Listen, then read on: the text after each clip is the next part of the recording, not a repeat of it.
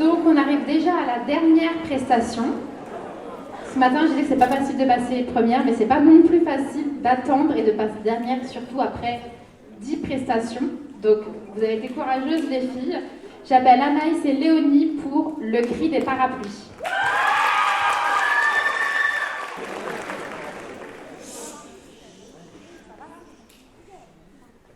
Mesdames et messieurs, membres du jury, nous sommes réunis aujourd'hui pour défendre des principes fondamentaux inscrits dans la Déclaration des droits de l'homme et du citoyen de 1789, inscrits dans la Déclaration universelle des droits de l'homme de 1948 et aussi protégés par notre Constitution française. La liberté d'expression, le droit de penser et de s'exprimer librement, et la démocratie, ce pouvoir du peuple, par le peuple, sont des droits inaliénables, des devoirs universels. L'article 11 de la Déclaration des droits de l'homme et du citoyen proclame la libre communication des pensées et des opinions est l'un des droits les plus précieux de l'homme. Tout citoyen peut donc parler, écrire et imprimer librement. L'article 1er de notre Constitution rappelle que la France est une république indivisible, laïque, démocratique et sociale, fondée sur le respect des droits humains. Pourtant, ces droits sont aujourd'hui bafoués, piétinés et réduits à néant dans certaines parties du monde. À Hong Kong et en Chine, la liberté d'expression est muselée, la démocratie est étouffée et les voix dissidentes sont réduites à néant. La loi sur la sécurité nationale, imposée par Pékin en 2020, a transformé Hong Kong, autrefois vibrante et libre, en une coquille vide. Les arrestations arbitraires de militants pro-démocratie, la censure des médias indépendants, la disparition de livres critiques envers le régime. Tout cela montre une volonté implacable de réduire toute forme et d'anéantir toute cette forme de dissidence. Prenons l'exemple de Jimmy Lai, fondateur du journal Apple Daily, symbole courageux de la lutte pour la liberté d'expression. Il a été arrêté et condamné à de lourdes peines uniquement pour avoir exprimé ses idées.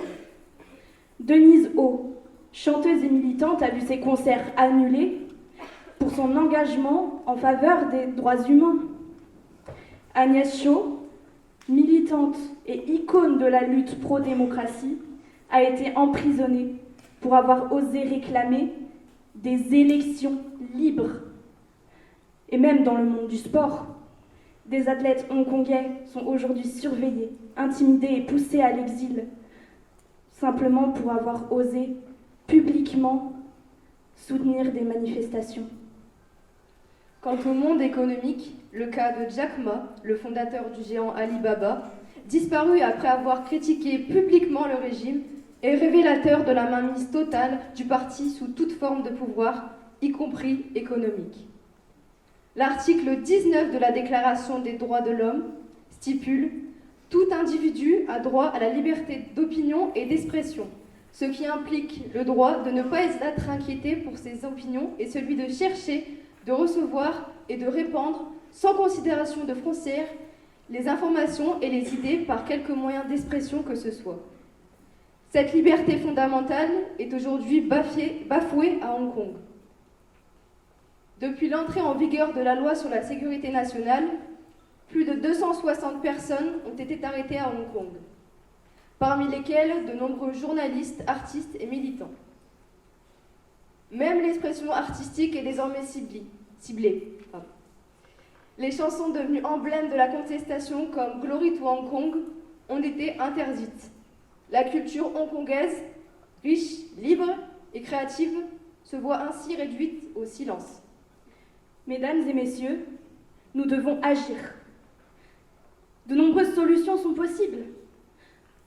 Les organisations internationales telles que l'ONU ou l'Union européenne doivent condamner fermement les responsables des violations des droits humains. Des sanctions ciblées doivent être mises en place contre les responsables de ces violations.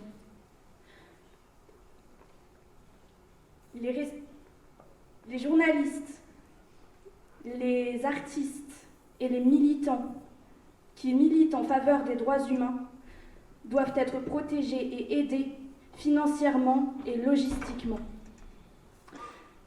L'accès à l'information doit être promu et soutenu grâce à des VPN, des médias alternatifs, et ceux qui sont poussés à l'exil doivent avoir des voies d'aide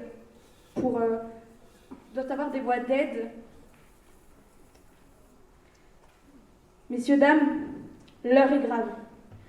Les droits humains et les valeurs démocratiques sont menacés. Nous devons agir. Nous ne pouvons pas rester silencieux. Agissons ensemble, avec détermination et courage, afin de défendre ces principes fondamentaux. Ce n'est pas seulement un devoir moral, c'est aussi un impératif pour la stabilité et la paix dans le monde. N'oublions pas la révolte des parapluies en 2014. Des milliers de Hongkongais avaient alors manifesté pacifiquement pendant des semaines pour exiger des élections libres et démocratiques. Leur rêve de liberté a été réprimé. Le cri des parapluies étouffé. Dans la violence, et cette répression n'a cessé de s'étendre depuis. Aujourd'hui, nous devons aussi garder à l'esprit que les méthodes d'oppression employées en Chine trouvent leur origine dans des événements passés. La révolution culturelle des années 1960 a imposé par la terreur une pensée unique.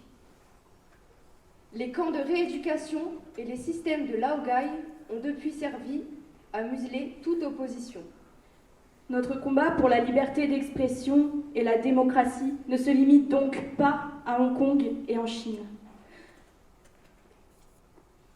Il s'agit de défendre partout dans le monde ce qui fait notre humanité. Ouvrons les yeux, restons vigilants, soyons solidaires. Merci.